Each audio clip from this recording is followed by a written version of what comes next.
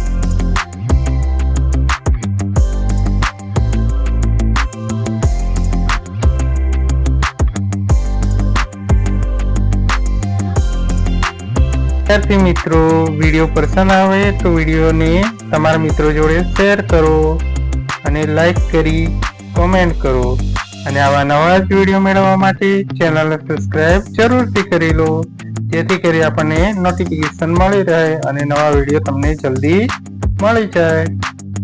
Thank you.